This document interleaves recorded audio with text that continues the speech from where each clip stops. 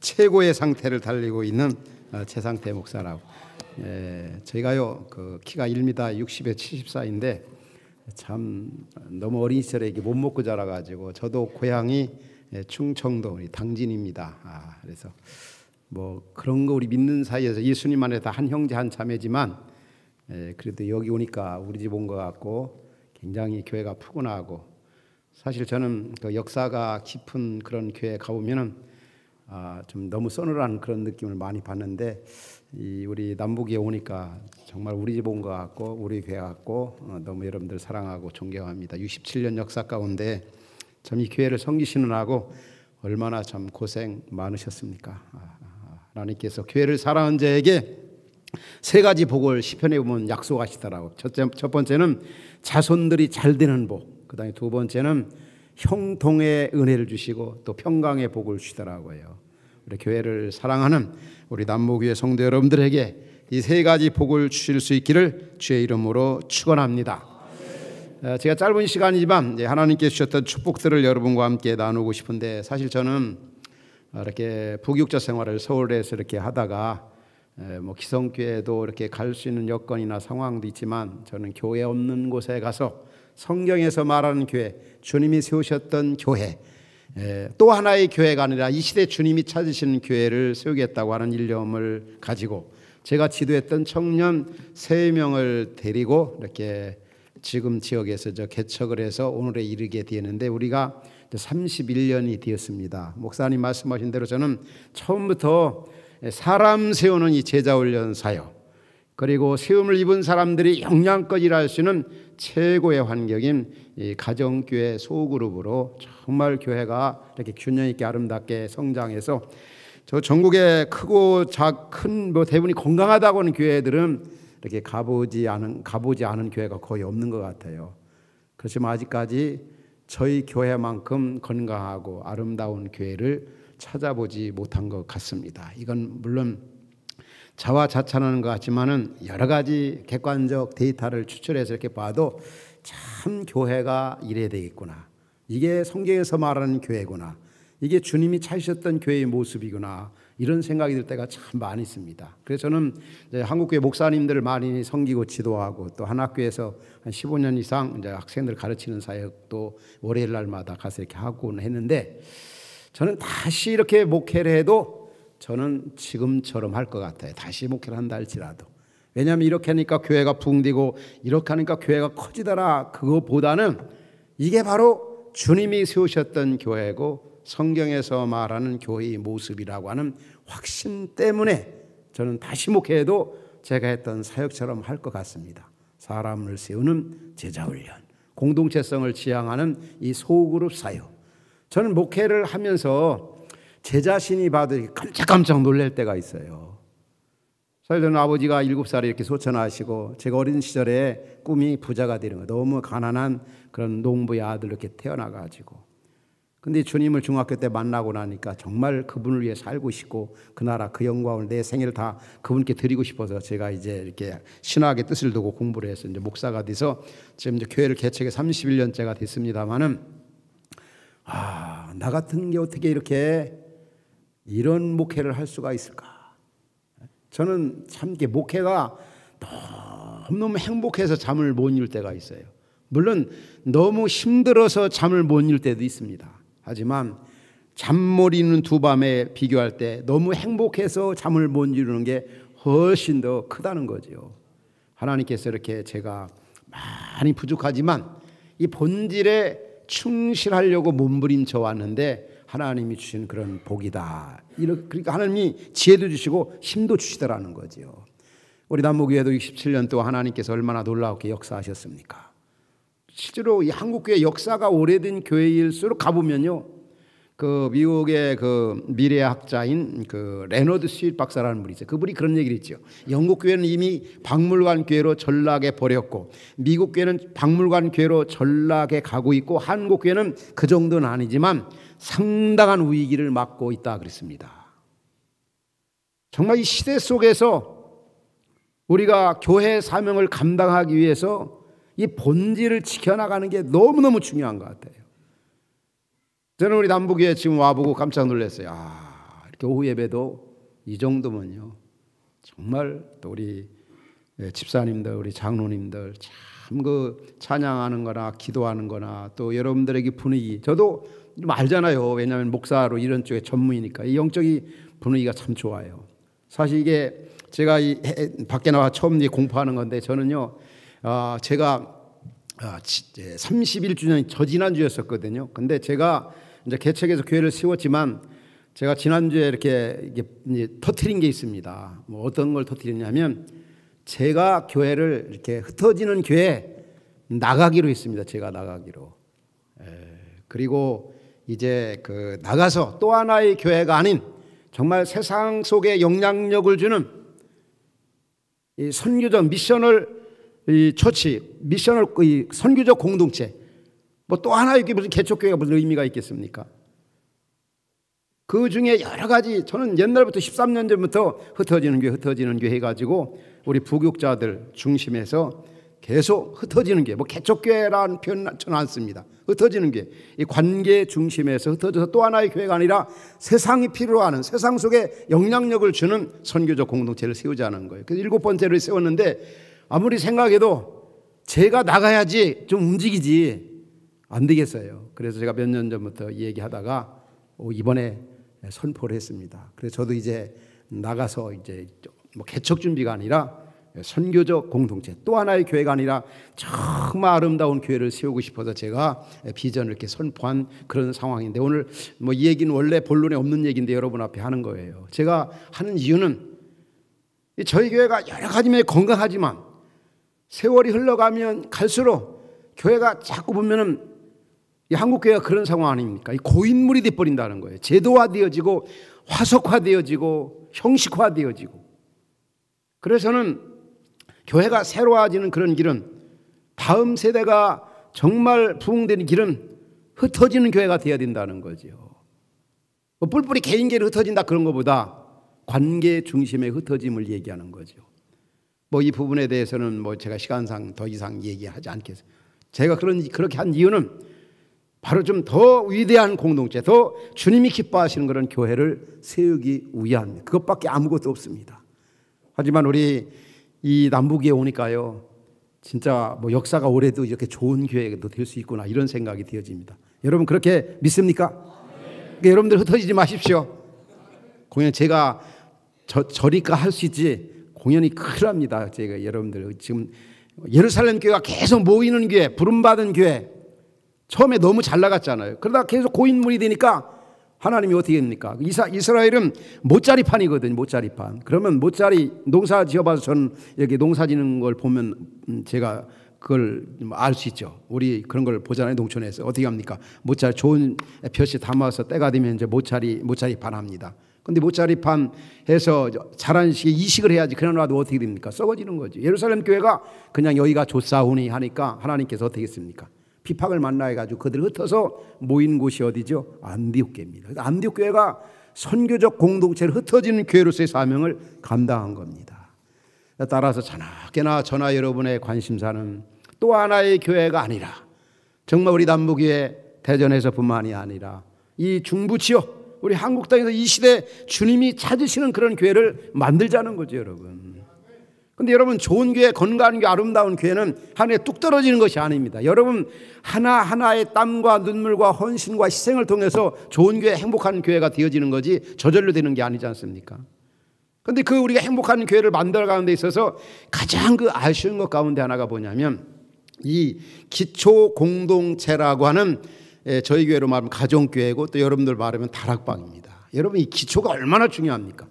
우리가 한 대로 94년도 95년도에 성수대교 또 삼풍백화점이 파기가 되었습니다. 옛날 와우라 아파트 같은 왜 다 이 기초가 기본이 안 되었기 때문에. 근데 한국교회가 오면은 이 옛날에는 이 큰 공동체인 구역과 기초 공동체인 남북교회 이게 서로 균형 조화를 이루었을 때 그런 교회가 좋은 교회인 거죠. 그런데 너무나 기형화적으로 흐르고 있다는 거죠. 지금 기초가 한국교회는 무너져 가고 있어요. 다시 말하면 구역이 다락방이 무너져 가고 있는데 그걸 심각하게 생각하지 않아요. 여러분 역사상에 나타났던 가장 이상적인 교회가 어떤 교회죠? 뭐니 해도 바로 초대교회입니다. 교회가 비본질화되어져 가고 또 교회가 세속화되어져 갈 때 장로님들이나 혹은 집사님들이 강단에서 기도할 때 뭐라고 합니까? 하나님이여 초대교회로 돌아가게 하옵소서. 초대교회로 돌아가게. 기도를 하는데 초대교회는 어떻게 했습니까? 초대교회가 건강할 수 있었던 이유는 이 기초 공동체인 성전에 그들이 모이고, 또 주간 중에는 큰 공동체인 성전에 모이고, 주일날은 기초 공동체인 가정교회에 그들이 모였습니다. 이 초대교회는 아주 균형 있는 그런 공동체에서 균형 있는 큰 공동체 성전, 기초 공동체인 가정교회.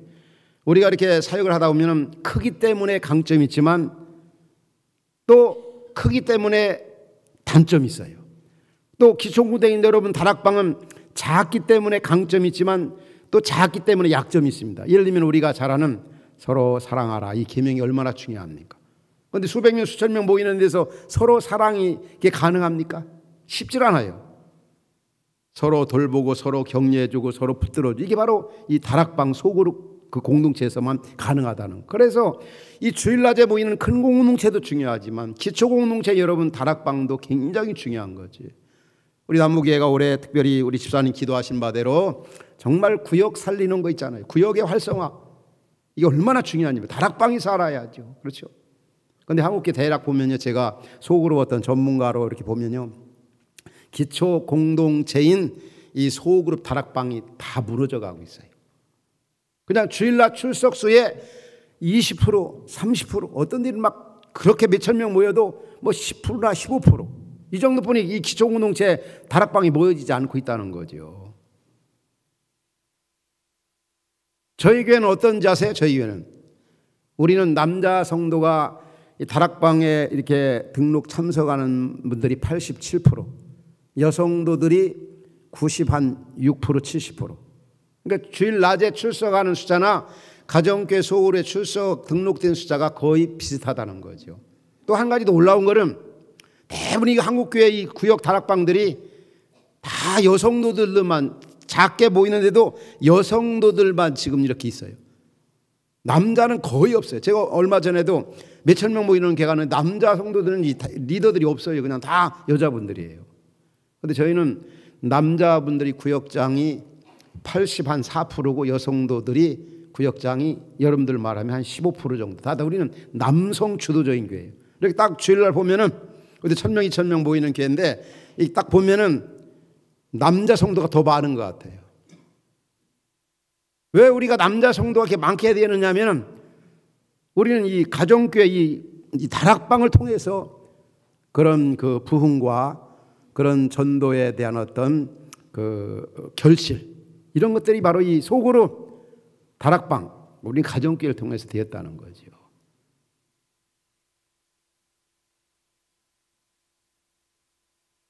먼저 우리가 우리 교회를 섬겨나갈 때 좀 기본적인 것 좀 잠깐 좀 말씀을 드리고 싶어요. 정말 이 다락방 기초 공동체가 살아야 된다. 초대 가정교회는 균형 잡힌 그런 공동체였는데, 큰 공동체인 성전, 기초 공동체인 이 다락방 가정교회가 균형을 이뤘기 때문에, 초대교회로 돌아가자, 초대교회 돌아가자 기도를 하는데 초대교회는 가정교회였어요. 주 4세기 초까지. 그러면 우리 장로님들, 우리 성도님들, 초대교회로 돌아가자 기도만 하지 말고 초대교회는 가정교회 소그룹에 집중했으니까 초대교회 돌아가는 게 뭐겠습니까? 소그룹에 집중하는 거예요. 소그룹에, 기초 공동체. 그래서 바로 이 소그룹, 이 다락방 이 사역은 성경적인 사역이고 초대교회의 모습이라는 걸 잊지 말아야 돼. 이거는 해도 되고 안 해도 되는 선택사항이 아니라 반드시 해야 할 필연적인 사역이고, 우리 이제 남북교회도 이제 이런 부분에게 변화가 일어나야 돼. 변화가 일어나야 돼요. 저는 정말 이 변화에 대해서 굉장히 민감합니다. 본질은 변하지 않아. 옛날이나 오늘이나 앞으로도 계속. 본질은 예수님이잖아요. 본질로 돌아가자는 말은 예수님이 하셨던 성경의 원리와 방법대로 목회하고 교회가 그렇게 가야 된다는 거죠. 그렇지만 본질을 보존하고 발전시키기 위해서라도 이 형태는 과감하게 바꿔줘야 돼요. 옛날에 뭐 다른 기업에 나가시는 분들 신뢰갈지 모르겠어요. 삼성 그 이건 회장이나 이 독일에서 프랑크푸르트에서 예친 말이 뭡니까? 아내하고 자식만 바꾸지 말고 안에 몽땅 다 바꾸라. 그리고 2000년 새천년 들어서면서는 인재를 키우는 게 민재. 그래서 어떻든 이 기업이 세계적인 그런 기업으로 변함없이까지 우뚝 서고 있지 않습니까? 왜냐? 변화에 대처했기 때문에. 옛날에 오래전에 미국 국제언론협회의 그 캐치프레이즈가 망하고 싶거든 변화를 거부하라. 역사가 오래된 교회일수록 이 변화에 대해서 민감해야 돼요. 변화에는 스트레스가 따르지만은 그래도 여러분 예수님 하신 말씀 생각나죠? 새 포도주는 새 부대에 넣어야 둘 다 보존되느니라. 아니 구역이 잘 되면 그대로 하면 돼요. 근데 안 되면 변화를 줘야 된다는. 형태는 원이 될 수도 있고 세모가 될 수도 있고 네모가 될 수도 있는 거죠. 그래서 와장창창 본질을 발전하고 개선시키기 위해 하더라도 우리 남북에도 바꿔야 될 것은 몽땅 다 바꾸는 게 굉장히 중요하다는 거죠. 우리 한국의 미래 교회 성장학자인 최윤식 박사라는 분이 있어요. 그분이 이런 얘기를 했잖아요. 앞으로 2050년도에는 한국 교회가 반토막 난다는 거예요. 반토막. 지금 우리는 1200만이라고 하는데 실제 숫자는 1700만으로 보면 좋아요. 700만. 그럼 앞으로 2050년도에는 300만, 350만 교인이 된다. 그렇게 되길 바라는 게 아니에요. 그렇게 보는 거죠. 그런데 거기에 다음 세대들 있잖아요. 젊은이들은 다 교회를 떠나게 된다는 거예요. 지금 현실도 그렇잖아요. 우리 교단만 봐도 이 교회 학교가 거의 다 무너져 가고 있는 그런 상황이에요. 그런데 최윤식 박사가 하는 얘기가 무슨 얘기냐면 거기에 가장 장애 요인이 교회 밖에 있는 안티들이 아니라 교회 안에 있는 중직들 우리들이라는 거예요. 우리들이 뭐냐? 변화를 해야 돼. 변화가 중요하다는 거예요. 좀 시간 지난 얘기지만 이제 저희도 자식들이 다 컸습니다. 다 30이 넘어가는데 사춘기 때 있잖아요. 한 번은 좀 이제 어디 데리고 말도 안 오고 그냥 있으니까 제가 시간 하루를 내 가지고 그냥 어디를 갔어요. 그런데 서로 말이 안 되는 거예요. 이 커뮤니케이션이 안 되는 거예요. 그래서 제가 막 속에서 부글부글 끓는 거죠. 왜냐하면 그 바쁜 시간 내고 자기들과 같이 시간을 가지려고 하는데 자기들끼리만 뒤에서 그냥 이러죠. 그래서 야 우리 웃기는 얘기하자. 제일 웃기기 잘하는 사람 원하는 거 다 들어주기로. 그 제가 아주 모일째 가지고 얘들을 웃기려고 얼마나 신경을 써가지고 웃겼어요. 저도 웃었고 아내도 앞에 앉았다가 너무너무 웃는데 두 애들은 전혀 웃질 않는 거예요. 아빠 그게 뭐가 우스우냐 이거예요. 너무 썰렁하다. 두 번째 아내가 웃기는데요.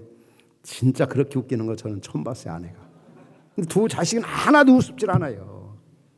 그 다음에 큰애가 웃기는데 우리 아내하고 저하고 아내는 하나 우습질 않은데 그 두 애들은 너무너무 우습다는 거예요. 형아 진짜 막내가 웃기는데 우리 둘은 역시 하나도 우습질 않은데 둘은 떼굴떼굴 둥그러가면 웃더라고요. 교회가 그러면 안 된다는 거죠. 오늘날 이 교회가 옛날처럼 말이에요. 물론 우리가 본질을 지켜나가야 돼요. 그렇지만 본질을 보존하고 증대시키고 발전시키기 위해서는 진짜 와장창창 바꿔야 될 것은 바꾸는 게 너무너무 이 시대 속의 사명을 감당하는데 너무 중요한 일이 아닌가. 특히 저는 이 교회를 섬겨나가는 데 있어서 한 두 가지를 먼저 이렇게 말씀을 드리고 싶어요. 우리가 교회를 섬겨나가는 제일 기본적인 것이 뭐냐면 구원의 은혜에 대한 감사, 감격이 있어야 돼요. 구원에 대한.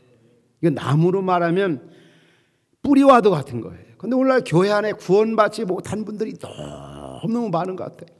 왜냐하면 저분이 구원받았다면 저렇게 말할 수 없잖아요. 그렇게 행동할 수가 없어요. 진짜 구원 중생하지 않은 사람들이 얼마나 많은지 몰라요. 근데 바울은 데살로니가전서 1장 4절에 보면은 이 데살로니가 교회 성도들의 믿음의 역사, 사랑의 수고, 소망의 인내를 보고 너의 택하심을 아노라. 이 말은 뭐냐면 그 믿음의 행위가 있고 사랑의 소망, 사랑의 인내가 있고 소망의 인내가 있는 걸 보니까, 믿음, 소망, 사랑이 충만한 걸 보니까 정말 구원받았다, 중생했다, 그걸 안다는 거예요. 자, 우리 여러분들에게 한번 질문을 던지고 싶어요. 우리가 구원은 누구를 믿음으로 받죠? 예수를 믿음으로. 그거 100% 맞는 거예요. 믿음으로 의롭다 먹고 믿음으로 구원받아요. 그러나 구원받은 믿음은 뭐로 입증이 돼야 돼요? 행함으로 입증이 돼야 돼요. 행함으로. 그래서 야고보서는 행함으로 믿음으로만 아니라 행함으로 받는다고 강조하잖아요. 바울서는 다 믿음으로 구원받는다고 하지만 이게 다 균형이, 이게 양립이 동등. 그래서 한국교회가 보면 너무나 믿음과 행위를 별개의 것으로, 칭의를 별개의 것으로 생각해요. 그러니까 이러죠. 목사님, 그분 있잖아요, 얼마나 믿음이 좋은지 몰라요. 거짓말 잘해서 그렇지요. 맞아요, 안 맞아요? 거짓말하면 구원받았다고 믿음 좋은 게 아니에요. 아, 목사님이요, 그분 진짜 성령 충만해요. 얼굴도 빨갛고 막 소리도 왜 이런 소리 나고, 진짜 그분 성령 충만해요. 양심이 삐뚤어져 진짜 그분 성령 충만해요. 그렇게 생각하면 안 된다는 거예요. 우리 남무교회 성도님들은 믿음과 칭의 혹은 칭의와 성화를 별개의 것으로 보면 안 돼요.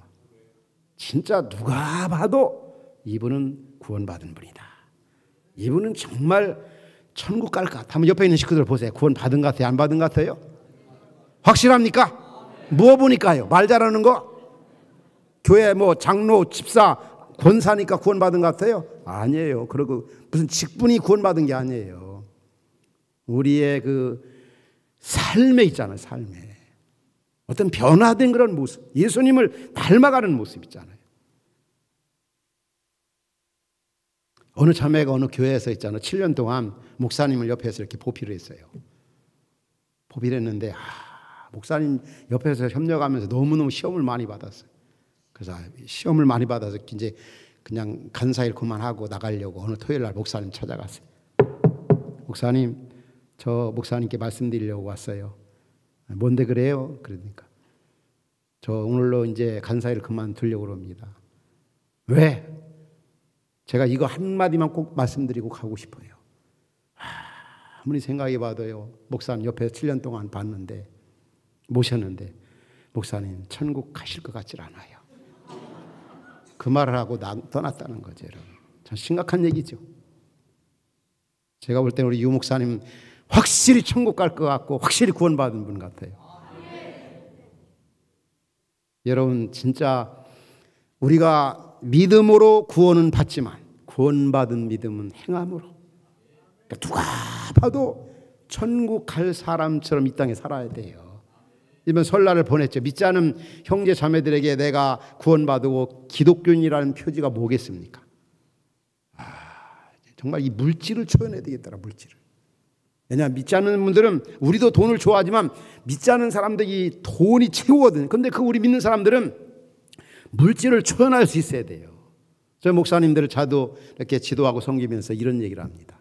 만일에 목사가 장로님들이나 성도님들 때 우리 목사님 돈 좋아해, 그러면 디엔드다, 끝이다. 이게 돈 좋아하는 목사들, 그거는 가짜 목사일 수 있어요. 그거를 우리는 사명을 일하죠. 저나 여러분들이 사명감을 이루면 우리에게는 세 가지가 자리를 차지하게 되어 있어요. 첫 번째 차지하는 게 돈, 두 번째는 세상 쾌락, 세 번째는 명예.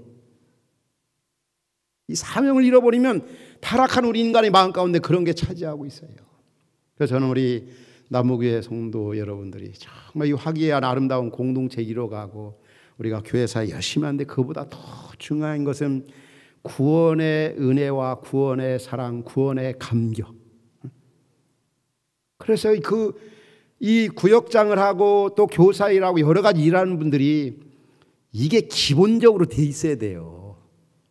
그런데 이 구원의 감격이나 기쁨이 없는 분들은 어떻게 하는지 아세요?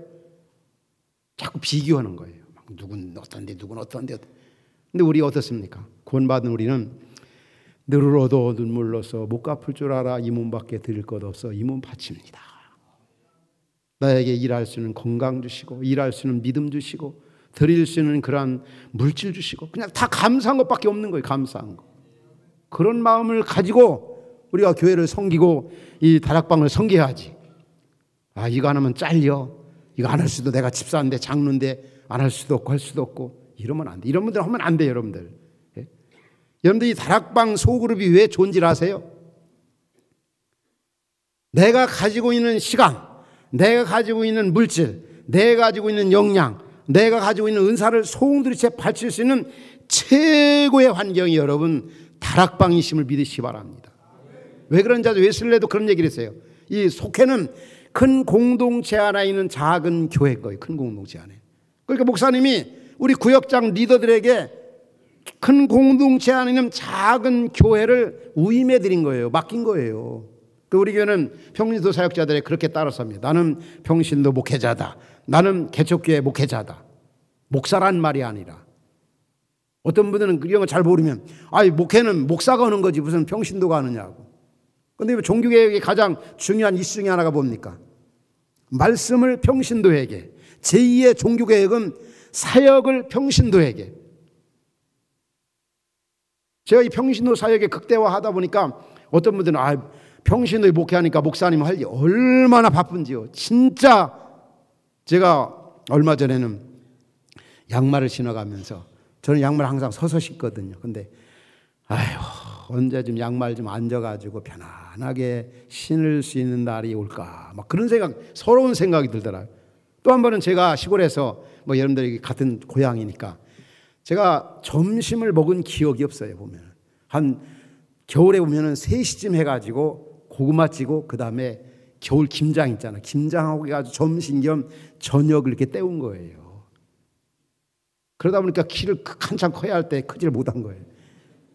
근데 지금도 고구마가 얼마나 맛있는지. 근데 강화에 사는 우리 집사님 한 분이 고구마를 박스를 이렇게 저한테 우리 집에 보냈어요. 근데 나오는데 그 아파트 문 앞에 이제 제 정문 앞에 있더라고. 고구마 보니까 옛날 생각나서 저거 좀 쪄먹고 좀 이렇게 김치하고 먹고 싶은데, 근데 언제 이렇게 앉아서. 그러나 이게 그렇게 바쁘지만, 자, 우리가 이 사명감을 가지고 이렇게 살아갈 때, 또 이런 사역에 주력할 때 오는 그 기쁨이나 그 어떤 그런 그 감격은 이루 말할 수 없더라고. 이 구원에는 따라합시다. 구원에는 사명이 있다. 근데 한국교회가 구원의 확신도 중요하고 강력도 중요하지만 그것을 끝내버리는 분들이 많이 있어요. 옛날 이스라엘 백성들이 그랬어요. 우리 구원받았다, 하나님 택했다, 여기에 머물렀어요. 그러나 사명 감당하지 할 때 그들이 버림을 당했잖아요. 저나 여러분들 정신을 바짝 차려야 되잖아요. 이 구원의 사명을 생각하지 않아요, 한국교회가. 구원의 확신도 신겨주는 거 중요하고 감격도 중요하지만 거기서 머물면 안 된다는 거, 사명이 참 중요하다는 거. 정말 이 가정교회 혹은 여러분의 그 다락방은 아주 진짜 주님을 위해 살고 그 죄 나라를 위해 살기 아주 최고 좋은 환경이에요. 우리가 주님 만나고 나면, 바울도 그랬죠. 예수님 만나고 나서 던진 질문 가운데 하나가 주여 내가 무엇을 하리까. 제가 서두에 얘기했잖아요. 예수님 만나기 전에는 부자 되고 돈 버는 게 꿈이었는데, 소원이었는데 예수님 만나고 나니까 그분을 위해 살고 싶다는 거죠. 여러분 보세요. 바울 서신이나 요한복음 같은 데 보면 꼭 구원에 대해 설명한 다음에 선한 일을 강조합니다. 왜 그렇게 했습니까? 주님을 만난 사람은 주를 위해 살고 싶은 거예요. 그 나라를 위해 살고 싶고, 늘 울어도 눈물로써 못 갚을 줄 알아 이 몸밖에 드릴 것 없어 이 몸 바칩니다.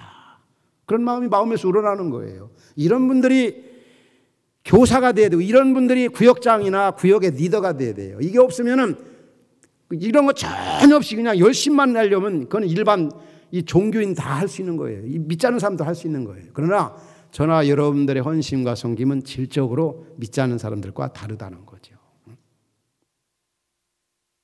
그래서 우리가 정말 이 사역을 하기 전에 기본적으로 우리가 갖춰야 할 것이 무엇이냐 하면 바로 이 구원의 확신과 감격, 그리고 사명. 이 얘기를 좀 하고 조금 더 하고 이렇게 마치고 싶어요. 여러분들의 그 기독교 철학자라고도 볼 수 있는 게 폴 틸리가 이런 얘기를 했어요. 우리 인간에게는 3가지 불안함이 있다. 3가지 불안함. 첫 번째 어떤 면이 불안하냐면 존재론적 측면에서 불안하다. 두 번째는 목적론적 측면에서 참 불안하다. 세 번째는 도덕적 면에서 참 불안하다. 3가지 불안을 얘기합니다. 근데 첫 번째 이 존재론적 측면에 불안하다는 말은 사람이 다 그냥 왔다가 죽고 끝나버린다는 거예요. 죽음. 내가 죽으려고 왔나? 죽으러 가고 있고 내가 죽으려고 온 거나 마찬가지죠. 그거 생각하면 인생 무상 허무함에 빠져가지고 너무 불안하다는 거죠. 여러분 실제 그렇죠. 진짜 그래. 가만히 생각하면은 자식 낳고 결혼해 자식 낳고 살아가는 게 결국은 죽음이에요, 죽음. 그럼 내가 죽으려고 밥 먹고 죽으려고 공부하고 죽으려고 직장생활 죽으려고 사는 거. 어떻게 보면 그렇게 느껴지 참 불안하다. 진짜 맞는 것 같아요. 근데 여러분 우리는 예수님 만나서 이 부분이 해결되었죠. 예수님이 뭐라고 그랬습니까? 나는 부활이요 생명이요 나를 믿는 자는 죽어도 살겠고 살아서 나를 믿는 자는 영원히 죽지 않아. 이것을 내가 믿느냐고. 우리는 결코 존재론적 측면에서 불안하지가 않아요. 우리 인류의 최대 원수여 적인 죽음의 문제가 해결받았기 때문에 하나님의 아들이 있는 자에게는 생명이 있고 하나님의 아들이 없는 자에게는 생명이 없다. 우리는 영원한 생명을 소유한 사람들이에요. 따라서 우리는 존재론적 측면에서 불안하지가 않다는 것. 또 목적론적 측면에서 불안 아닙니다. 인생이 어디서 와서 무엇을 하다가 어디로 갈지를 몰라요. 그런데 우리는 예수님 만나서 왜 우리가 살아야 되는지, 여기서 살다가 어디로 가는지, 우리는 가야 할 곳이 확실하고 사는 이유와 목적이 확실한 사람들이 우리 예수 믿는 사람들이에요. 예수님이 말씀했죠. 나는 길이요 진리요 생명이니 나로 말미암지 않고는 아버지께로 올 자가 없느니라. 내 아버지 집에는 거할 곳이 많도다. 이 사랑의 은혜 얼마나 감사합니까? 따라서 폴 틸리가 얘기한 목적론적 측면에서 불안하지가 않다는 거죠. 세 번째는 이 도덕적 측면. 이게 무슨 얘기냐면 이 사람이 죄를 지으면 참 이 잠언에 악인은 쫓아오는 자가 없어도 도망하느니라. 죄 지으면요 얼마나 불안한지 몰라요. 왜 그렇습니까? 죄삭은 사망이고 죄는 사람을 인격의 만상으로 만들 뿐만 아니라 우리를 굉장히 불안하게 만들어요. 우리가 생각해요. 요즘에 얼마나 과거 정치인들이나 과거 잘못한 사람들이 감옥에 들어갑니까? 그런데 우리가 알아야 합니다. 감옥에 들어간 사람과 안 들어간 사람이 차이가 뭔지 아세요? 그분들은 들켜서 가고 우리는 안 들켜서 여기 앉아 있는 거예요. 들키고 안 들킨 것 차이고 드러나고 안 드러난 것 차이지, 하나님의 불꽃 같은 눈으로 볼 때는 이 땅에 있는 모든 사람들이 다 죄인입니다. 죄삭은 사망, 의인 없나니 하나도 없다고 합니다. 그런데 성경은 어떻게 말씀하고 있습니까? 그러므로 그리스도 예수 안에 있는 자에게는 결코 정죄함이 없나니 이는 그리스도 예수 안에 있는 생명의 성령의 법이 죄와 사망의 법에서 너를 해방하였음이니라. 진짜 이 은혜, 이 사랑 생각하면 얼마나 감사합니다. 일찍이 다윗은 죄의 대가가 얼마나 무섭다는 걸 알고 그런 시편 32편에서 그렇게 고백하죠. 불법의 사함을 받고 그 죄에 가리움을 받은 사람이 정말 행복한 사람이라고. 그런 면에 보면 정말 우리는 세 가지 불안에서도 자유함과 해방을 받았고 그 문제를 해결받았어요. 그리고 우리는 무엇보다도 이 죄 문제를 해결받았어요. 그러기에 우리는 따라합시다. 나는 행복한 사람이다. 왜? 너무 큰 문제를 해결받았어요. 사망 문제, 이 죄 문제 해결받았으니까 얼마나 감사합니까? 이 은혜, 이 사랑 감격하면서 하나님께서 올해에도 우리에게 주신 사명 우리 성도님들 잘 감당할 수 있기 바랍니다. 찬란한 그 하늘의 영광을 바라보면서 그 언젠가 주님을 만날 것을 기대하면서 이 땅에서 정말 우리는 그분의 마음을 좀 시원하게 드리고 어떻게 하면 좀 그분을 기쁘시게 해드릴 수 있을까? 어떻게 하면 좀 그분을 좀 영화롭게 할 수 있을까? 어떻게 하면 좀 그분의 마음을 좀 시원하게 해드릴 수 있을까? 이렇게 살아갈 때 우리의 삶이 행복하고 만족합니다. 그리고 우리의 주신 사역을 정말 행복하게 감당할 수가 있는 겁니다. 이제 새해를 맞이해서 새롭게 여러 부서에서 새 마음 새 각오로 충성을 다한 우리 남욱의 성도 여러분들에게 정말 이 주님이 주신 사랑, 은혜 이런 기본적인 것들을 잘 마음에 담기를 바랍니다. 마지막 한 가지는 이 교회를 섬기는 분들이 꼭 알아야 할 게 뭐냐면은 이 교회가 뭔가를 알아야 돼요. 교회. 자꾸 한국 교회가 보면요, 교회 하면은 뭘 생각하냐면은 자꾸 건물을 생각하고 숫자를 생각하고 제도를 생각하는데 성경은 한 번도 교회를 건물이나 숫자나 제도로 말하고 있질 않아요. 우리가 교회, 우리. 예수님이 정확하게 교회에 대한 정의를 내리셨죠. 마태복음 18장 20절에 보면은 두세 사람이 모인 곳에 내가 그들 중에 있니라. 두세 사람 공동체가 바로 교회라는 거예요. 그래서 우리 교회를 생각할 때 여러분 자꾸 뭐 상하구조로 생각하지 말고 또 어떤 숫자로 생각하지 말고 건물로 생각하지 않길 바랍니다. 교회는 가장 교회에 대한 정의를 한다면 이 지체 개념으로 보는 거예요. 지체 개념. 우리 몸에 여러 지체가 모여서 주의 몸을 이뤄가는 것처럼 우리 성도 하나하나가 모여서 예수의 몸을 이뤄가는 거예요. 그래서 우리가 교회를 성결나갈 때 이 지체의식을 갖는 게 중요하다. 여기서 이제 한번 여러분들에게 훈련을 좀 하겠어요. 한번 2씩 한번 짝을 지어보십시오. 2씩. 지었습니까? 서로 한번 바라보십시오. 자, 이렇게 한번 하시면 어떻겠어요? 교회를 지체 개념으로 봐야 된다 할 때, 너 없으면 나 못 살고 나 없으면 너 못 살아. 자, 시작. 야, 여러분들 그렇게 맞먹으면 되겠어요? 상대방에 맞게 장로님, 목사님, 집사님, 권사님 없으면요 저 못 살아요. 저 없으면은 권사님, 장로님, 집사님 못 살아요. 상대방에 맞게 한번 그렇게 고백하시기 바랍니다. 자, 시작.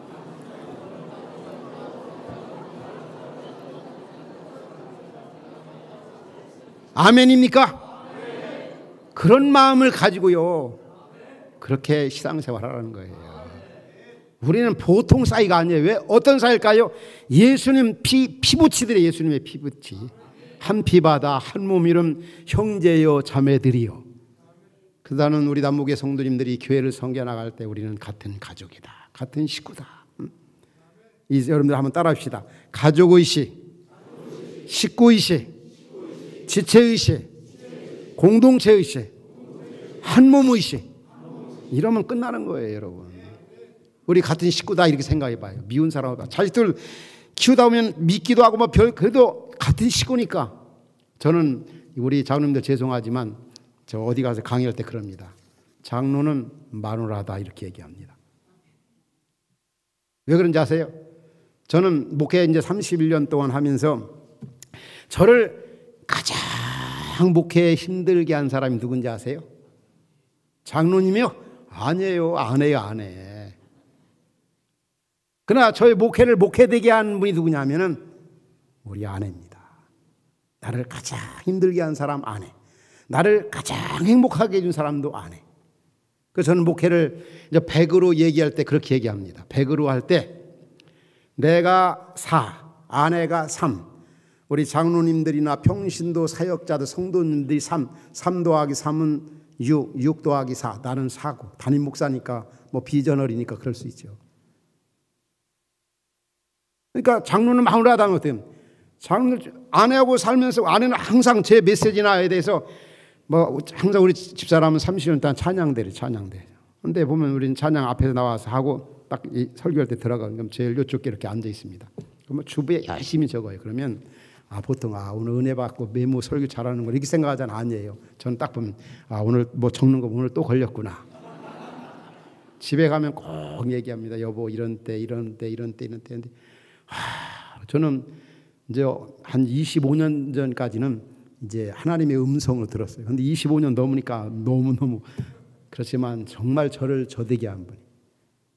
같은 아내도 이런데 하물며 장로님들 나는 끝까지 책임지겠다. 이런 마음을 아내다. 이런 마음을 가지고 가니까 좀 말 안 듣는 장로들 있어도 그냥 품고 가고 이해하고 여기까지 오게 된 겁니다. 우리 장로님들과 목사님과 관계뿐만 아니라 우리들도 마찬가지. 우리는 같은 식구들이에요. 한번 따라합시다. 우리는 같은 식구들이다. 지체의식, 가족의식, 한몸의식, 형제의식 이런 마음을 가지고 여러분들 교회를 섬겨나가십시오. 고환학을 같이 하면서. 그래서 오늘 이제 우리 남부교회가 지금까지도 아름다운 훌륭한 공동체 이루어갔지만 더 주님이 기뻐하시는 아름다운 위대한 균형 있는 공동체를 이루어갈 수 있기 바랍니다. 큰 공동체인 남부교회와 기초공동체인 이 구역 다락방이 서로 균형 조화를 이루면서 정말 하늘의 그 아름다운 그 찬란한 영광 바라보면서 주님이 기뻐하시는 그런 교회를 만들어가는 일에 수고를 아끼지 아니하는 우리 남북의 성도 여러분들이 될 수 있기를 주의 이름으로 축원합니다. 하나님 아버지, 오늘 또 우리 주일 오후에 우리 남북교회 귀한 우리 사역자들, 우리 장로님, 권사님, 집사님들에게 또 귀한 말씀을 나누게 하심을 참으로 감사합니다. 주여 이 교회가 초대교회와 같이 아름다운 공동체, 더 위대한 공동체, 성경에서 말하는 교회를 이루어가는 일에 귀한 분들을 계속 사용하여 주옵소서. 예수님의 이름으로 간절히 기도하옵나이다. 아멘.